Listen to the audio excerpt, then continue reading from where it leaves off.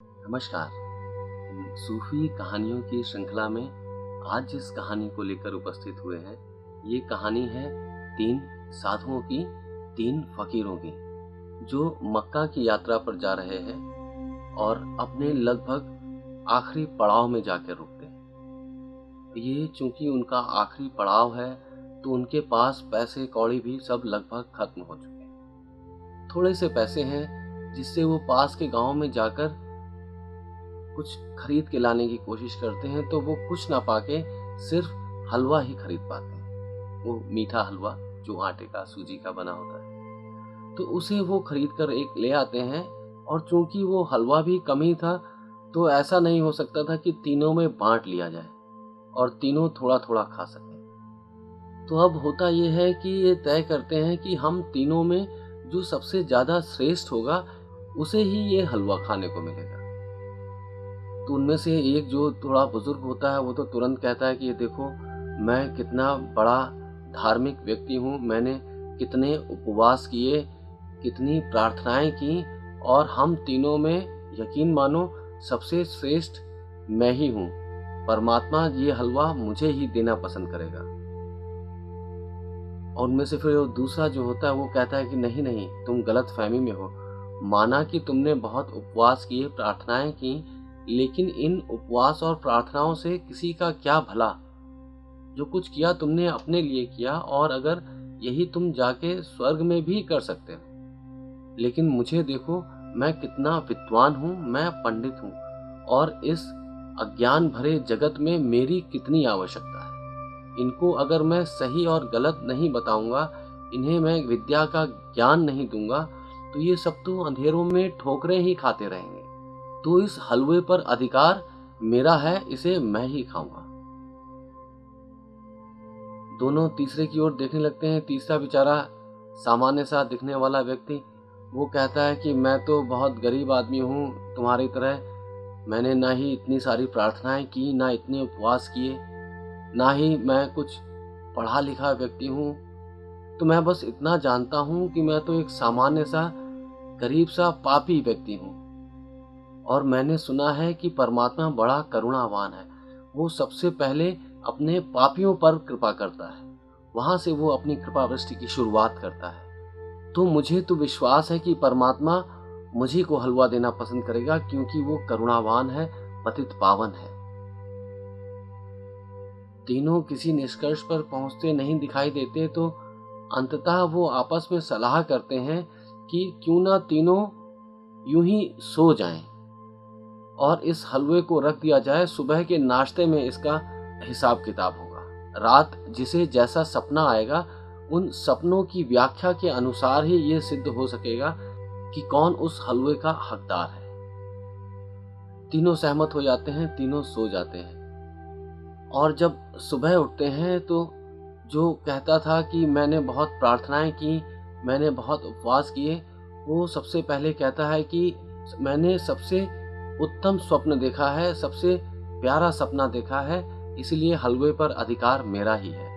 क्योंकि मैंने सपने में देखा, मैं अपने खुदा के पांव चूम रहा था, और इससे तो श्रेष्ठतर और क्या सपना हो सकता है, इससे पवित्र और क्या सपना हो सकता है। दूसरा बोलता है, अरे छोड़ो, कहाँ की बातें करते हो तुम। मैंने तो देखा कि परमात्मा ने मुझे गले से लगा लिया, मेरे माथे को चूमा, और कहा तुमने तो उसके चरण चूमे थे, और मुझे खुद परमात्मा ने हृदय से लगा लिया, मेरे माथे पर चुंबन दिया। तो साफ है कि मैं ही उनका प्यारा हूं, और इस हलवे पर मेरा ही अधिकार है।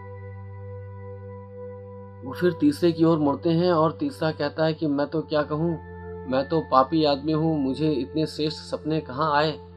लेकिन तुम लोग इतना जोर देते हो, और ये बात चूंकि पहले ही तय हो गई थी कि अपने अपने सपने बताने होंगे, तो मैं भी अपना सपना बताता हूँ।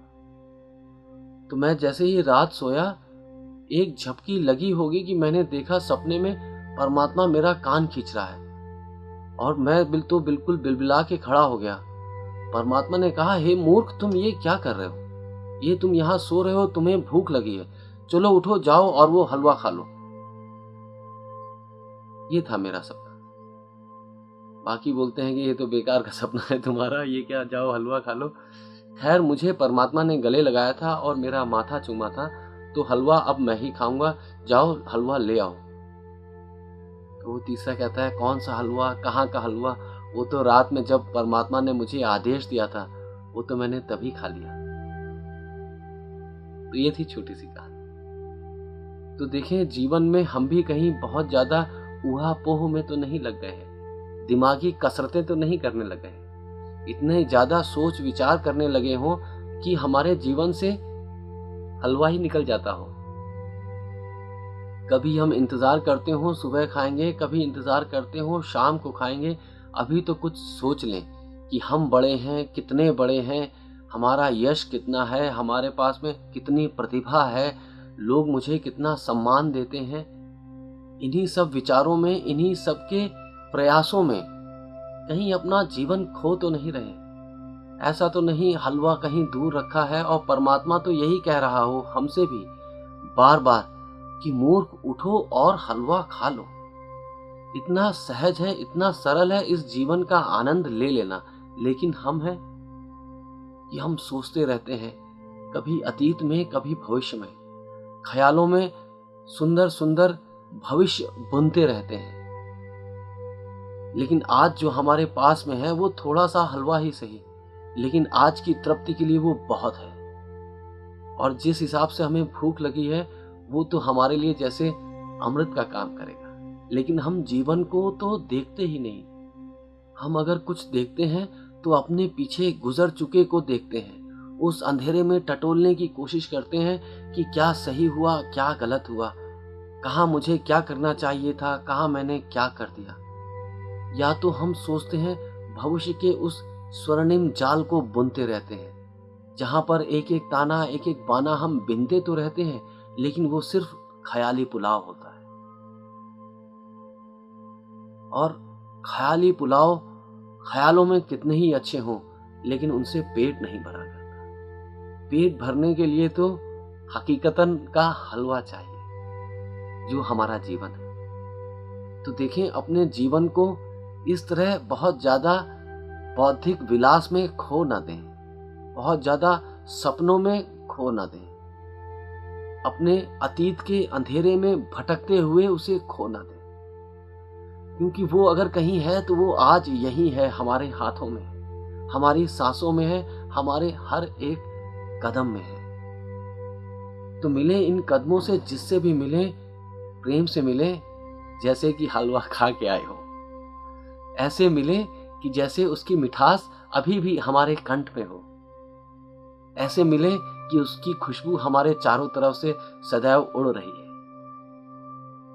तो आनंद लें जीवन का, उसके हलवे का, उसकी मिठास का, उसकी खुशबू का, उसकी गरमाइश का।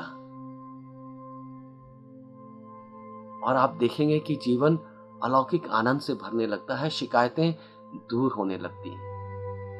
क्योंकि जो भी कुछ है हमारे हाथ में, उसकी खुशबू बहुत भीनी है, उसकी मिठास बहुत सोंधी है।